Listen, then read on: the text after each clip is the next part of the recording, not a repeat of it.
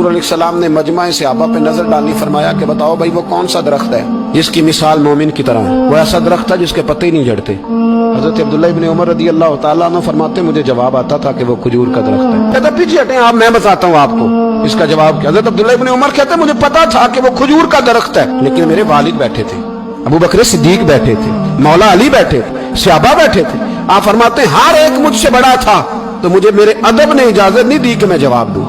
अल्लाह करे मेरी इस बात आपकी समझ में आए। सवाल का जवाब मुझे आता था, लेकिन अदब का तकाजा था कि मैं बड़ों की मौजूदगी में जवाब न दूं। हुजूर ने दोबारा पूछा, सहाबा खामोश रहे तो फरमाया मैं बताऊं?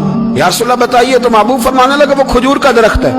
नबी करीम ने हज़रत अब्दुल्ला इब्न उमर की तरफ मोड़ के देखा, फरमाया मेरे गुलामों वो दरख्त है खजूर का।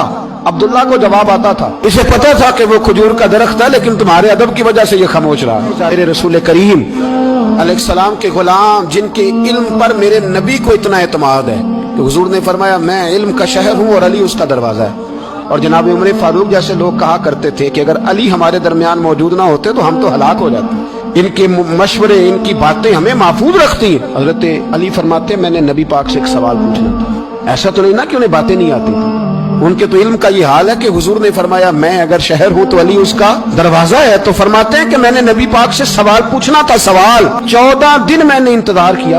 हर रोज मैं मस्जिद में जाता, घंटों बैठता, पर 14 दिन इंतजार किया। क्यों? फरमाते मेरे दिल में ख्याल आता था कि कोई और आए, वो वाला मसला पूछ ले तो मेरे वाली बात भी हल हो जाए, मुझे हुजूर से पूछना ना पड़े, कोई और पूछ ले ताकि मुझे ना पूछना पड़े। फरमाते हैं 14वें दिन एक बद्दू आया, उसने आके नबी करीम अलैहिस्सलाम से सवाल वो पूछा जो मेरे दिल में था।